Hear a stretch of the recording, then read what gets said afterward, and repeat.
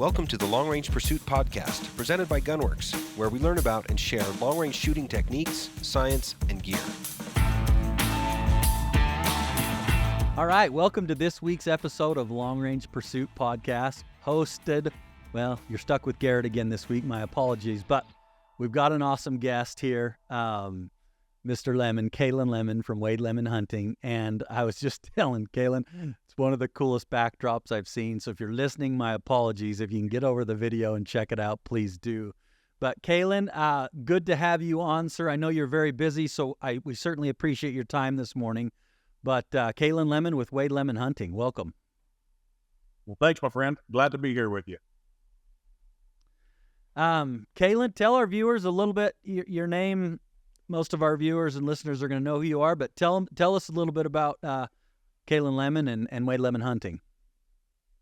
Jeez, yeah, I mean, I guess I don't know how to keep this short, to be honest, but I'm Kalan Wade Lemon, father's Wade. My dad started this outfitting business. He's kind of one of the OGs of the hunting world around. Business been around since 1978. So, but for me, I mean, this is kind of what I was born and raised doing. Sure. Tricks of the trade, or your father's trade, you just kind of follow in the footsteps. That's kind of what I've been able to do here. And my dad's primarily a houndsman. Grew up with a hound hunting background with mountain lions and bears, and so my kind of whole upbringing as a child was hunting hounds, running the hounds.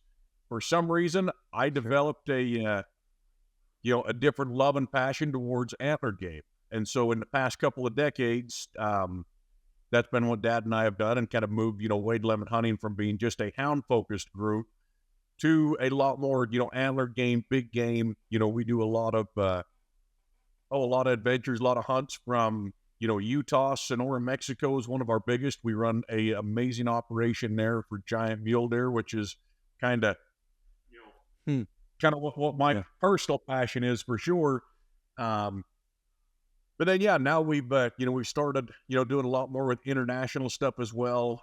Some has came about from a few of my own personal hunts that I've, enjoyed doing and traveling around pursuing big antlered game and predators as well.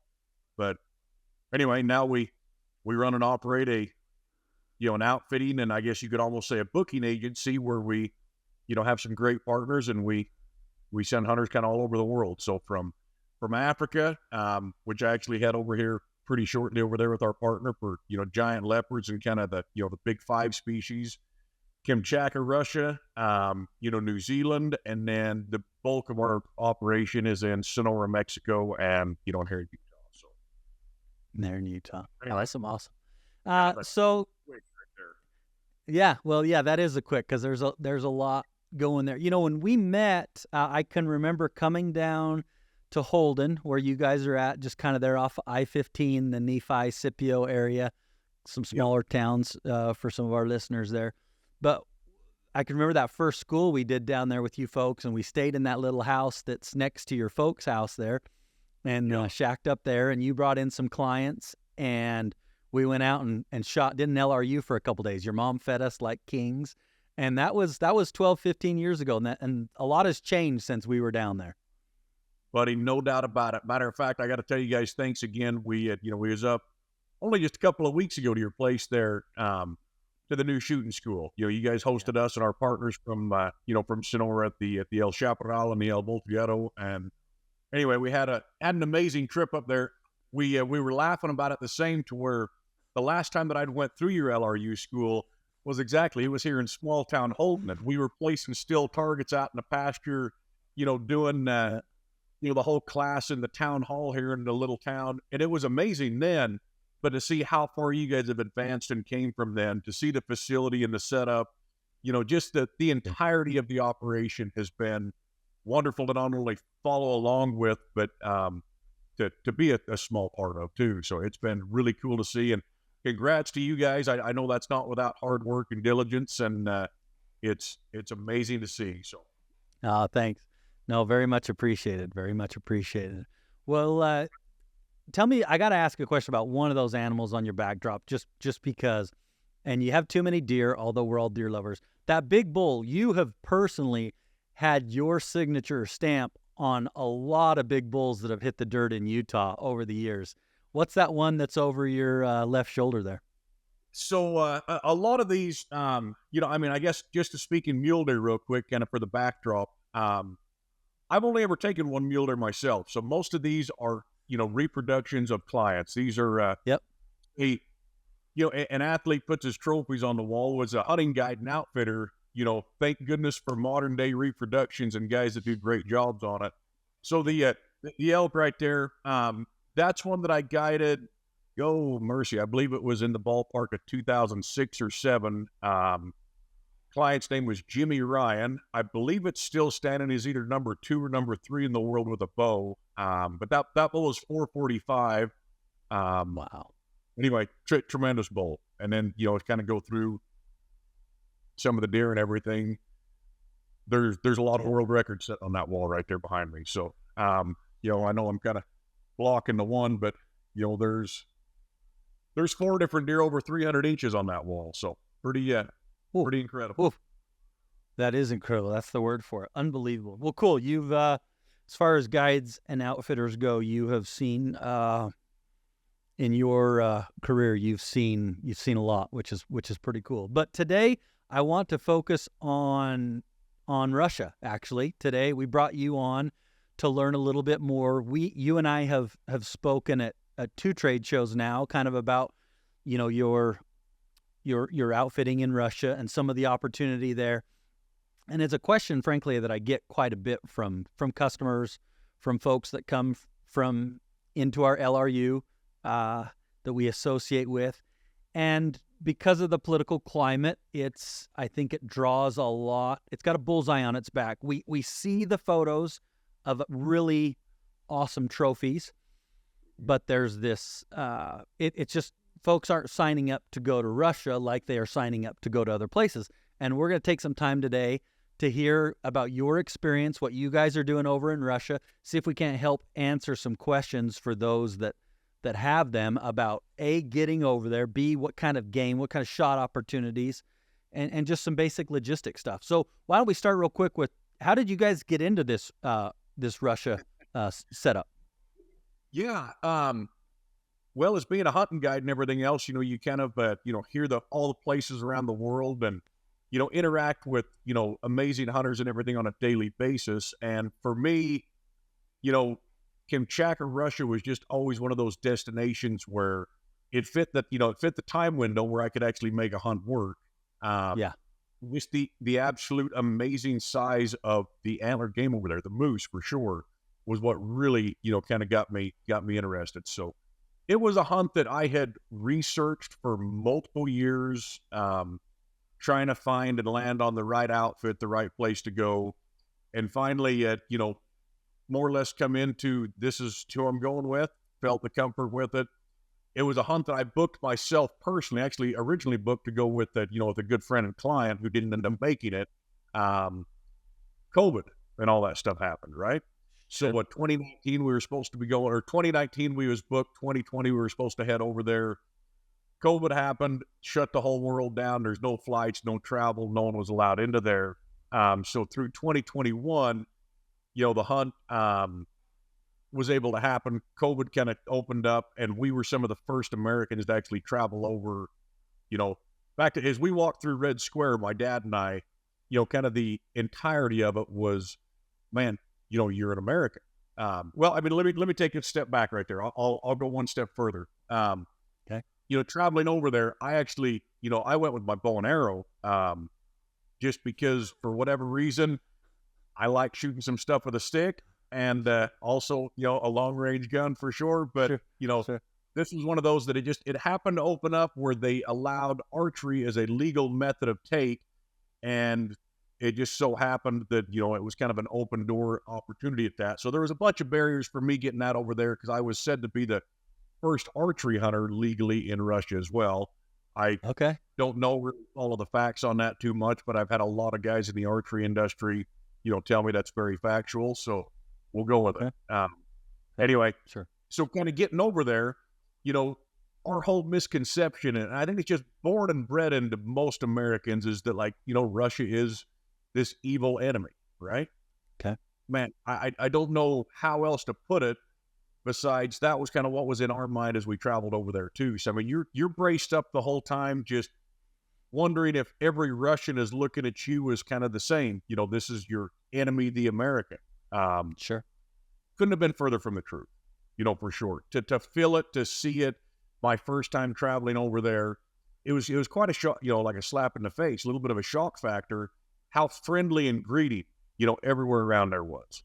You know, and I was just going to bring into Dad and I stopped off in Moscow for a day, wanted to see some of the sights. I mean, I wanted to be a tourist, you know, walk around there and see some of the stuff. And seeing buildings and architecture that predates Columbus that is in just pristine condition through there was just mind-blowing. Okay. Moscow was one of the cleanest places I've ever been. Probably the only city I've ever been to in my life that I would say was clean and friendly and somewhere that I would go back to. You know, pretty cool to see like the inner workings of their social system, even to where there was people out there picking. I mean, there wasn't a leaf on the grass, not a cigarette butt on the curb. You know, everything about it was just pristine. And that was my understanding is there's, you know, like socialist system is, you know, for a government handout, you've got to do your mandatory work hours, clean up their tourist attractions or places like that. And so as we walked through there, I mean, it wasn't scowls and scuffs or anybody bristled up, you know, looking to fight this American. And I guess I can proudly say I look like one. My dad wears a cowboy hat everywhere he goes. And I think we stand out for sure. You know, kind of that, you know, pretty full-blood American as far as look and everything else. And it must have been because we were continually, you know, attracting people that would come running up to us. Man, every time someone would come running up, you know, waving at you, saying something in a foreign language you didn't understand, man, I'm bristled up the whole time just thinking, gosh, we're going to, you know, I'm going to have to fight some Russian right here. And they'd extend their hand out and say, you're an American. Thank you for being here. Man, this is the first American we've had since COVID. Enjoy our country. And this is walking around the Kremlin. I mean, you know, Putin's on the other side of them walls there somewhere. And, you know, so, I mean, our entire, you know, trip over was kind of, you know, enlightening and eye-opening from the beginning, just from that part all the way through, you know, amazing trophies that we took. It was pretty phenomenal. So kind of how we got about to it was after our success, after our hunt, the outfitter that we traveled over there with is a big European outfitter, has operated about the last 2 decades, I think 19 years currently in Kamchatka. And they've always just appealed to, you know, Middle Eastern European clients. You know, they're a Polish outfit. And they had offered us a deal that just knowing kind of what we do for a living, asked if we would be interested in partnering together. Sure. Anyway, series and chain of events and, you know, multiple discussions later, we arrived at, you know, a partnership where they still conduct and run all the hunts, and we send American clients over and book the schedule and run the schedule together. So anyways, kind of a little bit on how it got going. When you went over there, what species did you, because as I understand it, and as we've talked at some shows, you have some amazing moose, bear, and sheep, right? Those are kind of the big three that you're going to look at. Those are the big three. Yep, exactly. So snow sheep, you know, there's a whole range of different sheep and everything across Kamchatka. You know, what we're after is the snow sheep that are there. It's the biggest of the, you know, the species. And no, there's some tremendous rams, but bear and moose are kind of the two main. There are some limited availability on some caribou stuff as well, and they're out of this world giant. It's unbelievable. But the moose and the bear, that's kind of the two main attractions for guys. And I mean, man, it's unbelievable for sure. When you went, what did you book? Did you book just bear, or what was your booking for? So mine, you know, I kind of always said moose is what got me there. Bears will get me back. Okay. You know, so I did a moose and a bear was kind of my two main ones there. So. Okay. And I think we have some photos not here, but I'll see if Nate could incorporate those, if that's okay with you, in this when he publishes the podcast, because that moose is something pretty amazing. No, for sure, absolutely. Just they're so incredible. honestly, it's next level in comparison. That it's hard to understand. And even since, I'll just throw in there, the amount of game, the quality of game. I mean, it's got to be unrivaled by anywhere in the world, from what I can tell. I've got some great friends that kill some tremendous stuff in, Alaska and Canada and all over. And I mean, they kill some flat out fantastic trophies for sure. But the amount of top tier, trophy class animals over there is good enough to where our group that we go over, that we send guys with, they guarantee a 60-inch plus moose and they guarantee a 9-foot plus bear. And we have never seen anybody not harvest that. So, wow. Yeah, pretty crazy. Because you've done this as long as anybody. The word guarantee does not come up in a lot of conversations, and that's that's pretty amazing. Let me share an experience I had. In 21, I did a peninsula brown bear hunt, and it was not a great experience. It turned into about a 10-day caribou shed hunt. It was outfitter, just as bad as something could go. You've seen that happen. It went. And that hunt anymore. So if I want to go rebook that, which a big bear is on my list, it's going to be for sure in the 30,000s. There's a number of them now that are charging that has a 4 in it. So in 40 something thousand. And so it's become a massive price tag to what it was just, 7 or 8 years ago. And I think as I've seen at least some of the prices you and I discussed, and we'll get into that just a little bit here, there's to chase the kind of animals, the quality of animals that you're just referencing, there's some real value opportunity if someone will get over there, to Russia and do that. It's not a. I'll ask you a little bit about what logistics look like and getting there, but man, you're exactly right. For someone to guarantee or to even say there's a real high likelihood of chasing some of those things around here, you're not seeing folks offer that like they did years ago. No, and I mean, even, in our business, say, taking Kamchatka out of it, in every other conversation that we have, in our entire outfit, which is, we're talking a large number of hunts. We even do a lot of, estate hunts, big mule deer estate stuff, down in Sonora, Mexico, well, in South Dakota as well. We avoid the term guarantee, avoid it like the plague. Yeah. This is a well-adapted thing to where even the price structure on stuff over there, it is set up for that because it is a trophy fee only. You only pay after you kill. So if you don't kill, you don't pay. It is that's the one, that the quality is comparable anywhere, any of the best places in the world for sure. Okay. But then the price tag on it. That is the one thing that is really, really attractive about Kamchatka is we're talking well under half of what a brown bear or a moose would cost in any of the, the North American hunts up here, and with a size guarantee on it to where if you don't kill, you don't pay. Yeah, pretty phenomenal. Okay, I have so many questions because you're literally working on selling me a hunt here and helping some of our listeners and viewers, but I'll try and distill them down. We'll get them in order here. The opportunity, am I hunting a bear and a moose in the same area? Is there big travel in between chasing those couple species? So, the best way for me to try and describe this is there are moose everywhere. There are bear everywhere. There's areas where we're going to find more moose generally, and we probably are focusing more inside of, and that's in a lot of mountainous terrain, even some high elevation stuff up there in the mountains where, these big birch forests that run up into the big high cliffy mountains where the snow sheep are and that, different times of the year, them moose are traveling in and out of there. There's a lot of bears around, and you see a lot of bears even, but it's more of what you would have to consider like a mountain grizzly.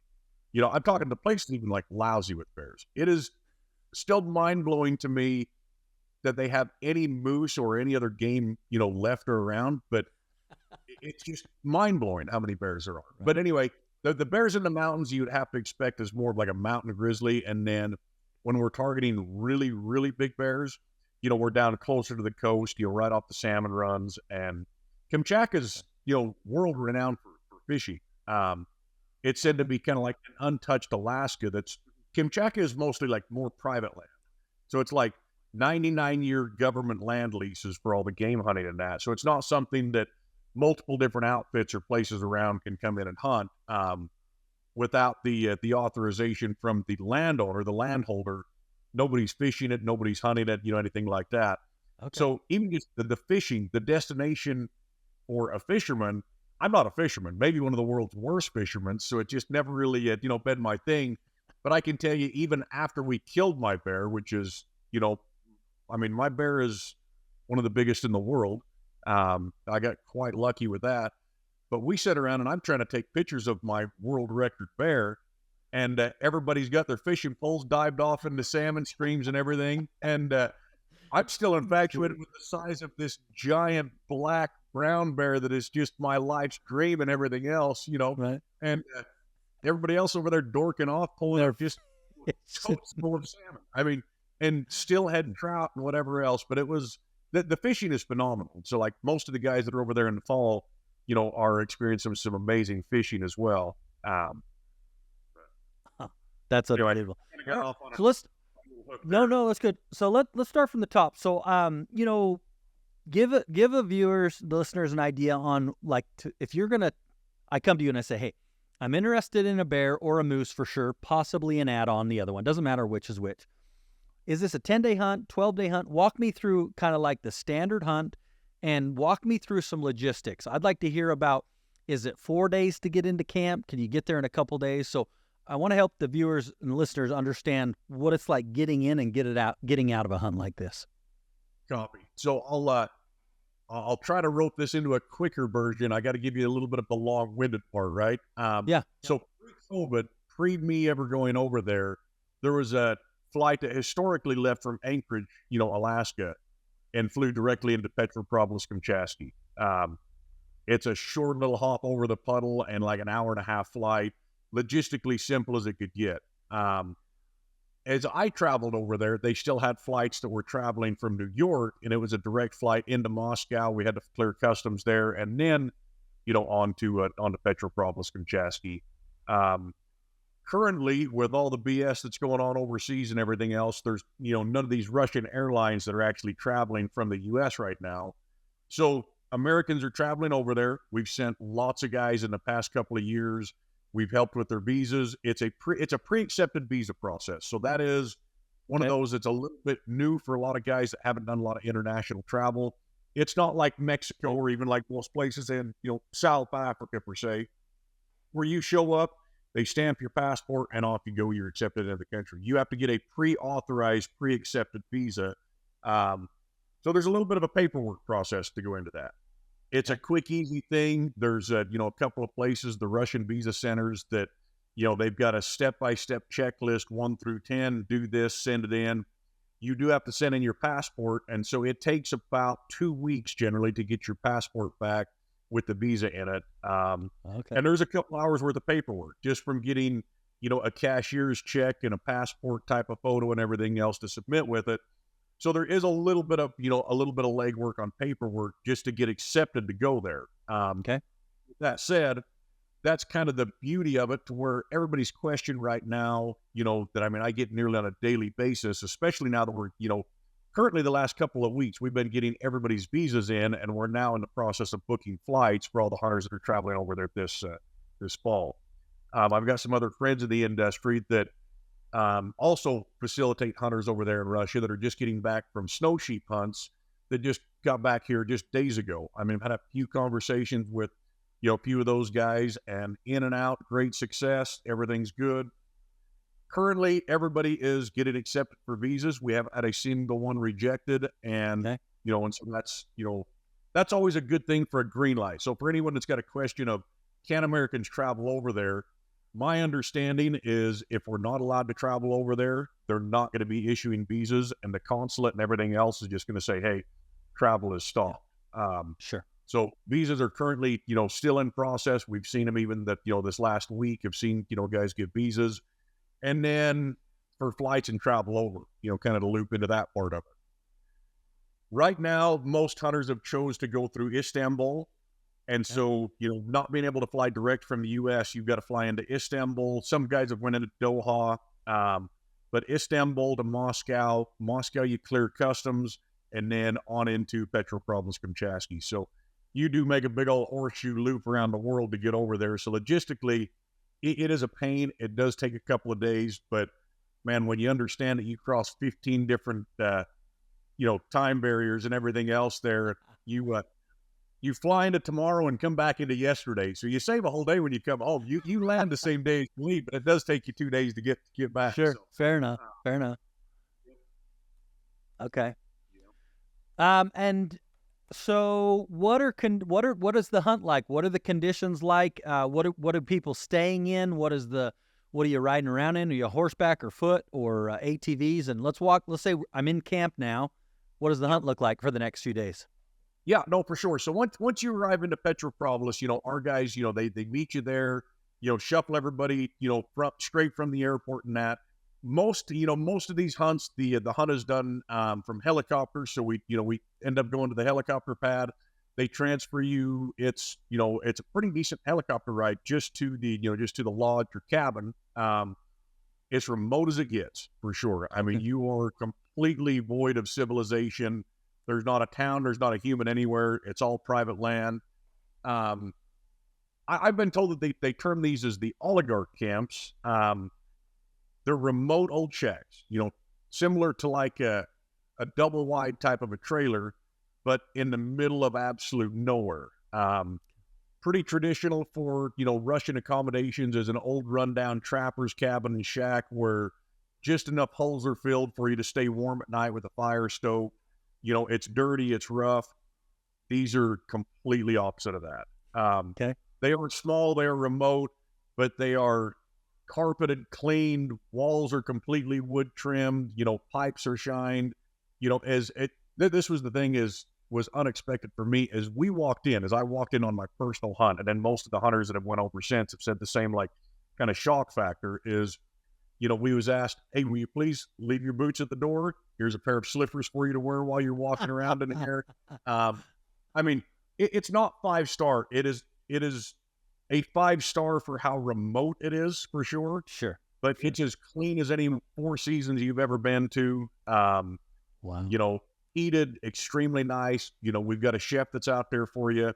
So you're not just eating a rough meal or anything. There's actually, a lady, the professional cook that is there, cooking for us, and a lot of traditional meals and stuff like that. But I have a really healthy and kind of particular diet that I stick to, and, if they'll cater to me, they'll cater to anybody. Let's put it that way. So, Fair enough. It's a very plush camp, very comfortable. That the beauty of it was I got addicted to the sauna when I was there. A sauna is just a daily tradition in Russia. Wow. In the cold and that, you'd come back and they'd have the sauna heated up, and we'd sit in a big, beautiful sauna every night. And, I got so addicted to that. I did the same this morning for our podcast and everything here too. So, kind of wonderful for sure. On a typical hunt day, it really kind of depends on what you want out of it. Snowmobile or helicopter is kind of the main form of transportation.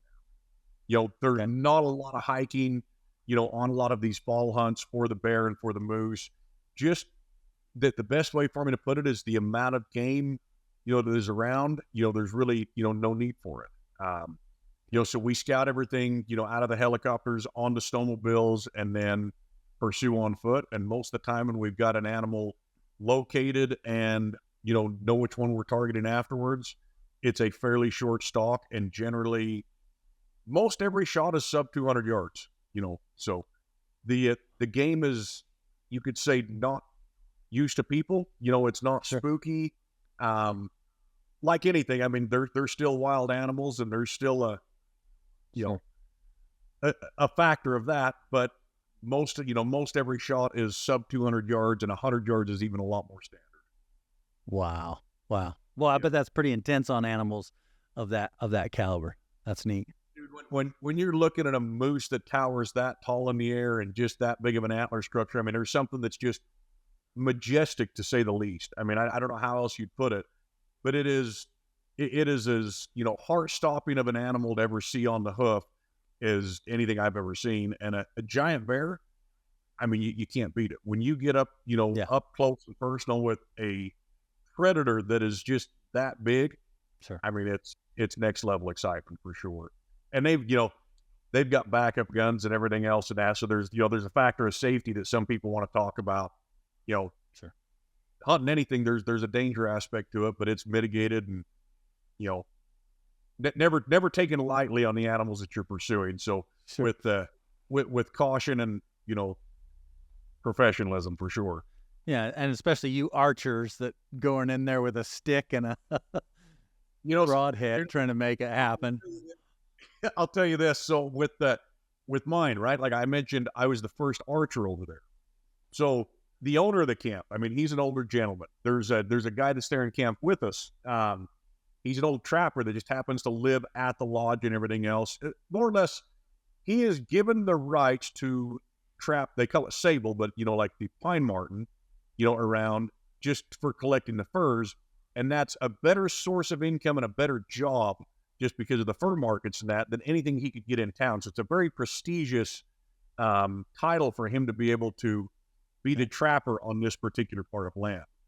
Well, my dad had made the comment that this guy was, the same age as him, in his mid-60s. And he says, man, there was a point in time where it would have been him and I that were, in conflict together, in turmoil, in war or anything like that. And there was never, never like a negative feeling, a negative vibe or anything, like that from any of them. Even it was the complete, hey, this is my friend, and kind of togetherness through the entirety of the trip. So that this old trapper, I mean, dude, he's as weather hardened as any human you ever met in your life. To be in the subarctic temperatures of Kamchatka, Russia, his entire life, and to just endure it. I mean, right. He looked like an old oil rag, and I mean, just as hardened as as anybody you ever met, but as friendly, happy. Couldn't wait to smile and shake your hand every day. And we never had any idea what each other was saying, but we could smile at each other and catch the good vibe, right? So on that same thing, right. I paint that picture to know that this mid-60s-year-old man and, and kind of the owner of the place, the same, they'd never seen a bow and arrow before, So this was a pretty intriguing, old artifact, and they were all thinking like, what in the hell is this, right? What are you going to do with this? What are you going to do with this? That's a stick, and you're going to go poke a bear with a stick. So, of course, when we found my bear, I mean, it was known how big it was, and I'm a trophy hunter to a fault, and to the extreme, to where I would hate to have myself as a client. Let's put it that way. Yes, understood. When we found my bear, we knew what it was. We'd been looking for exactly that, and so there was a huge level of excitement knowing what we were looking at and pursuing. At least that's what I assumed it was. Come to find out, it was the fact that every one of these guys that were with us was just excited to watch an American get eaten by a bear from poking it with a stick. So I was nearly frustrated half the time as we're trying to stalk up to this giant bear, and it's a wide open tundra. It's a wide open flat. The bear comes out of the creeks and the salmon and that, and we more or less all just start walking up to this bear, and I'm way too into it. I'm trying to tell everybody, sit down. Just everybody wait here. I'll sneak up there. No way. Nope. Nobody was going to sit back another 100 yards or anything like that and, let me get eaten on my own. So they kept pursuing up with me. And anyway, the outfitter, the skinner, every one of them, the trapper. I mean, we had an entourage of guys that I couldn't shake off of me. And so every time that we'd break under about 60 yards of this bear, you had to kind of stand up and posture around, look at us, huff a little bit, and then it'd just go to moving off. Well, man, I just kept thinking, I got to get a little closer in this. I got to get a little closer in this. We pushed that thing around until you could see his temperament change, and it was just kind of time. But in the end, and it worked out beautiful. It was wonderful. Made a great shot. Everything was good. But that was the funny part. Was in the end of it, this old trapper and a few of these guys were translated back to us. Well, we've never seen anybody shoot anything with a stick before. We thought you was going to be eaten. We wasn't going to miss that. We were there to watch it. So. Oh shoot! Oh heck, that's funny. Well, how many? So the camp sounds awesome. Food sounds great. How many people can be in camp with you? How can you accommodate there? It is a smaller camp. We can accommodate up to 6 people. What we've done is we consider a group of 4 an exclusive group. So if you've got a group of 4 that are coming over there with you, everybody can have their own individual room, and it works out great. There are 6 beds in camp. There's another, they call it the guide's cabin, a Skinner's cabin right next to it. It's nice. It's not as nice. I mean, there is potential room for carryover for more guys as long as someone's okay to rough it a little more than the rest. But, we haven't sent a group of 6, or more than a group of 6 over there, and we consider that a camp. So Okay. Yeah, and that's a nice size as well. So you're each morning, the crew's spreading out and going different directions, kind of. Yep, for the most part. I mean, you more or less wake up to a nice hot breakfast and head out hunting from there. So, what? So let's talk fee structure a little bit. I can remember one of the guides we do some work with down in New Mexico on an antelope hunt. He went years ago and he stacked up a couple giant bears and got one. Did go to plan to shoot 2, but tipped over one and had so much fun got into another. I mean, can a person go over and tag a couple bears if that's of interest? Is that still an opportunity? Yep. No, absolutely. It's one of those things. I mean, there is a strict and set amount of tags and everything else, and it's just a paperwork thing. But no doubt about it, when a guy wants to harvest multiple trophies, that's the beauty of it for sure. Even I would say a majority of the clients that go over there end up harvesting, if they go over there for a bear, they end up shooting a couple.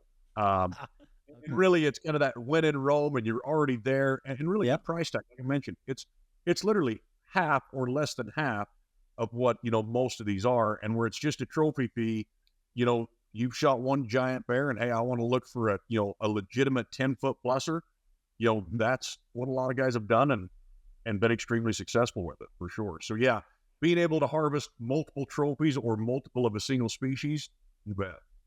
Wow. Okay. So is it a little bit like Africa I'm pitching then? Do we have like a daily fee to be in camp and then the trophy fee for the harvest? Nope. So the way that we do it is everything is actually just simply a trophy fee. So we collect a $10,000 deposit that holds on the books for your hunt fee, for everything else. And in the end of it, if you weren't to harvest anything, which has never happened or foreseen to happen, of a conversation that some guys want to have, but it's nearly irrelevant. But that is what would actually technically take care of camp or anything else like that. However, when you do start harvesting trophies, that is just applied as a credit towards your balance towards the trophy fee. So we don't do it day fee structure or anything like that. It's simply a trophy fee set to where, your moose, your bear, your sheep, if you choose for, the caribou tags or something like that, it's all just on a simple trophy fee. So, wow. Yep. Give me an idea. We don't need to get into deep details, but rough order of magnitude. We're sitting here and you're selling me a hunt. What should I plan budget wise to chase a bear, and then potentially if I wanted to add a moose on? What should I look at budgeting wise? Yeah, no, for sure. With the just kind of time and transfers, a few things like that. There ends up being some cost with like the helicopter transfers and stuff like that around, for scouting.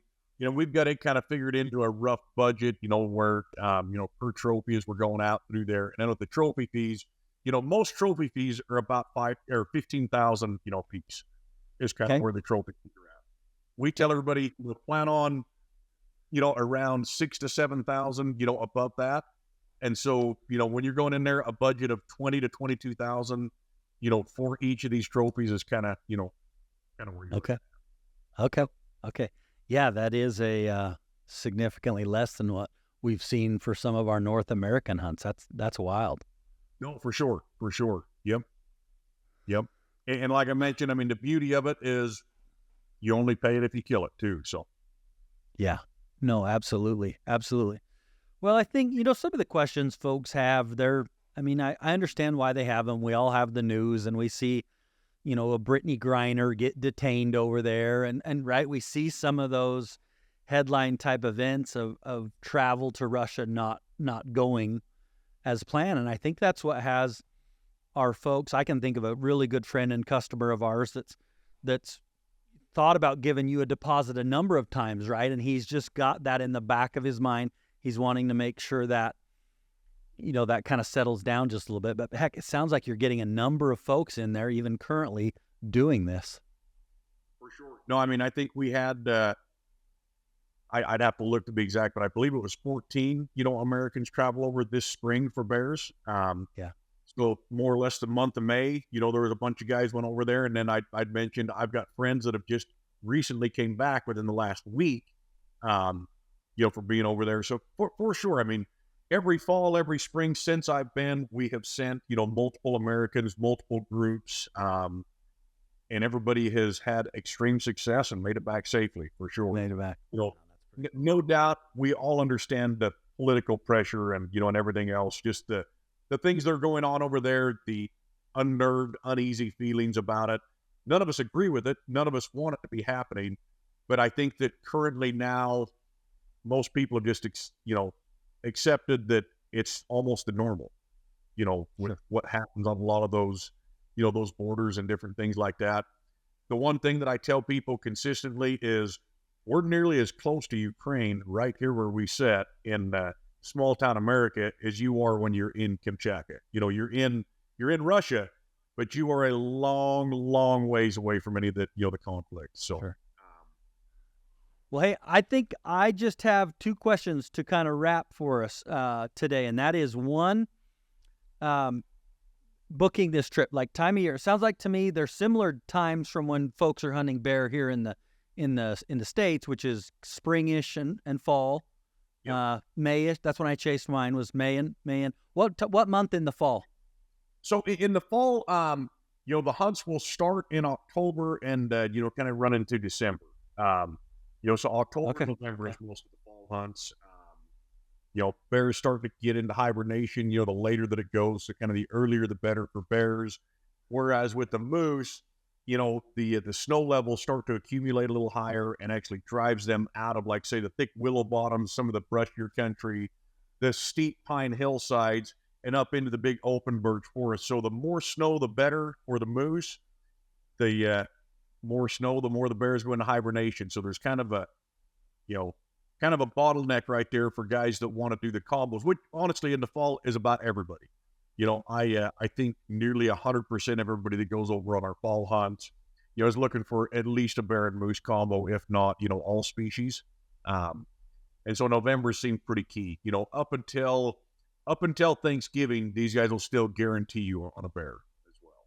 So, okay, kind of anything in that late October to Thanksgiving in November is most of the dates for the hunt. Okay, excellent.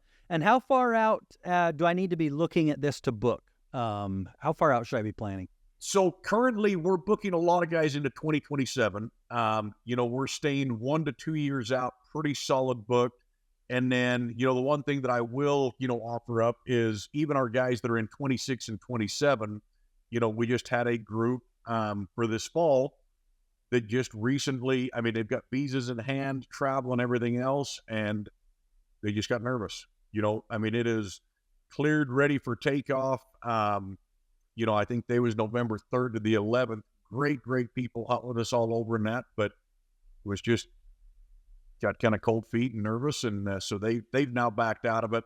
So what we've done is, we reach out to guys that are on the schedule, for them other years for 26 and 27 for our next earliest openings, and offering the dates as it's come up through.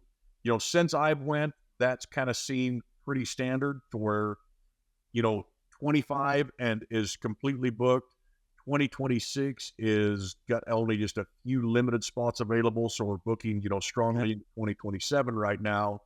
But I would say there is always a likelihood of getting people bumped up on the schedule just because of the conflicts over there and people's uncertainty and getting nervous as travel. So, we book it that way. The one beauty that I will, kind of add on here, what we agreed to with our partners over there and what we do for all of these hunts is knowing that and accepting that. There's a certain time frame where, we take a deposit on the hunts, we book you and place you on it. If things change and we cannot travel over there, if another COVID happens and flights are shut down, if Americans are not allowed to travel over there or something, we will simply transfer your deposit to any other hunt inside of weight limit hunting. So even with guys that have just said, hey, I'm too nervous to travel over there, to a certain extent, before we've incurred expenses or anything else like that, we have been really, really simple to just transfer a lot of guys that have Kamchatka deposits to Sonora, Mexico, and hunt on El Chaparral with us, or, anywhere else around a Utah big game hunt, or even to Africa for a big giant leopard. So once we've got the deposit, our agreement with our partners over there is it does not actually, send over to Europe, send to those guys until the time of the hunt. So it's held here in the U.S. with us. Anyway, Awesome. so. Awesome. Yep. Well, heck, I think you've answered all my questions. It's the stories and the photos you hear, and thanks for sending those over. We'll get those uploaded onto, so some of the viewers that are watching this can see some of that. But my goodness, if you appreciate, big trophy animals, it is hard to not take a look at, what Russia might have to offer for some folks. So for sure. Yeah. If the travel was about half the distance in that, and it's a little easier political climate to travel over there right now, it's an absolute no-brainer for anybody. But when you do start to take into consideration, the price tag and the size of the trophies, it's a should-be destination for every trophy on it, for sure. Yeah. No, 100%. And frankly, as soon as travel becomes a breeze and it's super slick in and out, the price is going to double or triple. So, I mean, if you're looking to do it now, it's very tempting, very tempting. Well, Kalan, you're a busy guy. I really appreciate you taking some time. It's awesome to see what the Wade Lemon crew is what you guys are doing now. Very exciting stuff. We sure love following you guys around, and look forward to hearing more from you guys down the road. But to our viewers, our listeners, thanks for joining the Long Range Pursuit podcast, and please join us again next week. Thanks, my friend.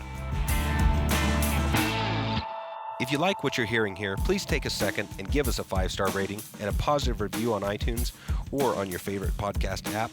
We appreciate your feedback and suggestions for topics you'd like discussed or questions you want answered on the podcast. You can reach out on Facebook or Instagram, or send us an email to podcast@gunworks.com. Also, be sure and check out our full offering of long-range gear at gunworks.com. Use promo code LRP for free shipping on any order.